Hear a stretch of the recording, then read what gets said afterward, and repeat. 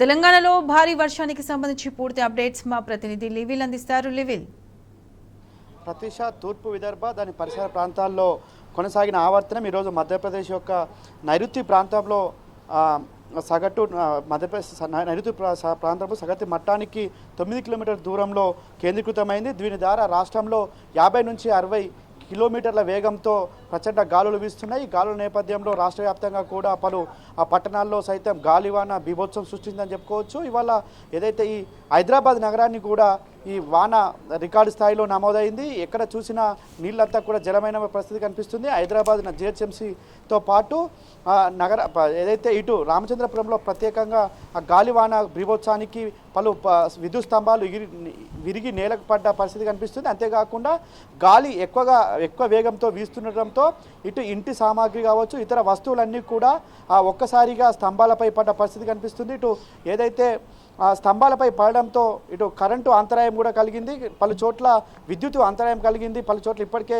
చీకట్లో మగ్గుతున్న పరిస్థితి కనిపిస్తుంది. అంతేకాకుండా ఇవాళ నీటి ఏదైతే లోతట్టు ప్రాంతాలని జలమయమై ట్రాఫిక్తో తీవ్ర ఇబ్బందులకు గురవుతున్నారు ప్రజలంతా కూడా. ఎక్కడ చూసినా ఈ గాలివాన దుమారానికి ప్రజలు ఇప్పటికే తీవ్ర ఇబ్బందులకు గురవుతున్న పరిస్థితి కనిపిస్తుంది. అయితే ఇటు రామచంద్రపురం కుక్కటిపల్లి ప్రాంతాల్లో గాలులు ఎక్కువగా వీచినాయి. ఆయా ప్రాంతాల్లో స్తంభాలు సైతం ఇరిగిపోయినట్లు మనకు సమాచారం ఉంటుంది. అక్కడ స్తంభాలు ఇరిగిపోవడంతో పలు ప్రాంతాల్లో విద్యుత్కు అంతరాయం కలిగింది.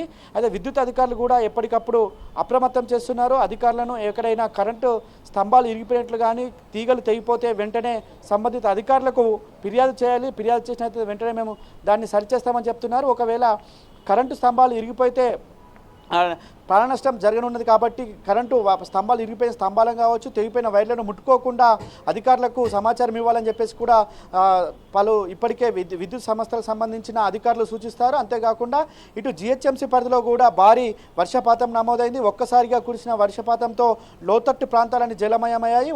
ఇటు భారీ వర్షానికి సైతం పలు ప్రాంతాల్లో చెట్లు కూడా నేలకొరిన పరిస్థితి కనిపిస్తుంది. అయితే ఒక్కసారిగా కురిసిన వర్షంతో ఇటు లోతట్టు ప్రాంతాలు జలమయం కావడంతో ట్రాఫిక్ అంతా స్తంభించిపోయింది. జనజీవనం అంతా అతలాకుతలమైందని చెప్పుకోవచ్చు. ఇటు నగరంలో భారీ ఇటు మ్యాన్హోల్స్ అన్నీ కూడా ఓపెన్గా ఉండడంతో ఒక్కసారిగా నీరు పోకపోవడంతో లోతట్టు ప్రాంతాలంతా నీటితో నిలిచిపోయాయి. ఇక్కడ ప్రజలు కూడా తీవ్ర ఇబ్బందులు పడుతున్నారు. ఇప్పటికే డిజాస్టర్ మేనేజ్మెంట్ టీం కూడా ప్రత్యేకంగా రంగంలో దిగినాయి. అక్కడ ఎక్కడైతే మ్యాన్హోల్స్ ఓపెన్ చేసి ఉంటాయో అక్కడ ప్రజలను అప్రమత్తం కూడా చేస్తున్నారు. ఆయా ప్రాంతాల్లో ప్రజలు కూడా రాకపోకలు కూడా బంద్ చేయాలని చెప్పేసి ఇప్పటికీ ఆదేశాలు జారీ చేశారు. ఏమైనా ఇబ్బంది కలిగితే వెంటనే జిహెచ్ఎంసీ కంట్రోల్ రూమ్కు ఫిర్యాదు చేయాలని చెప్పేసి కూడా సూచించారు. అయితే ఈ గాలివాన బీభత్సానికి రాష్ట్ర వ్యాప్తంగా కూడా రైతాంగం అంతా కూడా తీవ్ర నష్టం వాటిల్లే పరిస్థితి కనిపిస్తుంది. ఏదైతే రాష్ట్ర ప్రభుత్వం వడ్లను కొనుగోలు చేయకపోవడంలో కొనుగోలు కేంద్రాల్లోనే వడ్లంతా తడిసి ముద్దైన పరిస్థితి కనిపిస్తుంది. వడ్లు కొనుగోలు చేయాలని చెప్పేసి ఇవాళ ధర్నాకు పిలిపించింది బీఆర్ఎస్ పార్టీ. అయినప్పటికీ కూడా కొనుగోలు చేయకపోవడంతో ఒక్కసారిగా కురిసిన వర్షంతో వరిధాన్యం అంతా కొట్టుకుపోయిన పరిస్థితి రాష్ట్ర వ్యాప్తంగా కనిపిస్తుంది. ఇటు నగరంతో పాటు రాష్ట్ర వ్యాప్తంగా పలు పట్టణాలు గ్రామాల్లో తీవ్ర గాలి వేయడంతో జనజీవనం కూడా అతలాకుతలమైన పరిస్థితి కనిపిస్తుంది. అయితే ఇటు కరెంటు లేకపోవడంతో ఇటు వర్షానికి నీళ్లు నిలవడంతో జనజీవనం మాత్రం తీవ్ర ఇబ్బందులు పడుతున్న పరిస్థితి కనిపిస్తుంది. ఇటు ప్రధానంగా కుక్కట్పల్లి చందానగర్ ప్రాంతాల్లో గాలులు ఎక్కువగా వీసాయి. ఆయా ప్రాంతాల్లో కరెంటుకు తీవ్ర అంతరాయం కలిగినట్లు కూడా మనకు సమాచారం అందుతుంది. ఆయా ప్రాంతాల్లో కరెంటు రాకపోవడంతో ఉక్కపోతతో ప్రజలంతా కూడా తీవ్ర ఇబ్బందులు పడుతున్న పరిస్థితి కనిపిస్తుంది. ఇటు గ్రామాల్లో సైతం వర్ష శాతం ఎక్కువగా ఉండడంతో అక్కడ వర్షానికి వడ్లన్నీ తడిసిపోయిన పరిస్థితి కనిపిస్తుంది. రైతులు ఆందోళన దిగారు. తడిసిన ధాన్యాన్ని కూడా కొనుగోలు చేయాలని చెప్పేసి ఇప్పటికే డిమాండ్ చేస్తున్నారు. ఖచ్చితంగా ధాన్యం మొలికెత్తుతుంది. మొలికెత్తే ధాన్యాన్ని రంగుమారిన ధాన్యాన్ని కూడా ప్రభుత్వమే కొనుగోలు చేయాలి. గతంలో ప్రతి గింజను కూడా కొనుగోలు చేసింది ప్రభుత్వం. ఈ ప్రభుత్వం ఎందుకు కొనుగోలు చేయడం లేదు? ప్రభుత్వ నిర్లక్ష్యం వల్ల ఇవాళ ఇన్ని రోజులు 20 రోజులు 30 రోజులు అయినా మా వరి ధాన్యం కొనుగోలు చేయట్లేదు.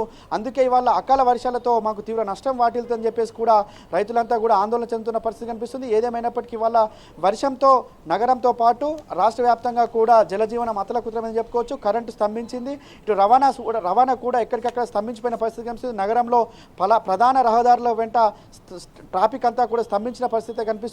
మొత్తం చూసుకుంటే మరోసారి కూడా వర్షం వచ్చే అవకాశం ఉన్నట్టు వాతావరణ శాఖ కేంద్రం హెచ్చరించిన నేపథ్యంలో నగరవాసులంతా కూడా అలర్ట్గా ఉండాలని చెప్పేసి ఇటు అధికారులు సైతం హెచ్చరించారు. ప్రతిష. రైట్ లివిల్, థ్యాంక్ యూ.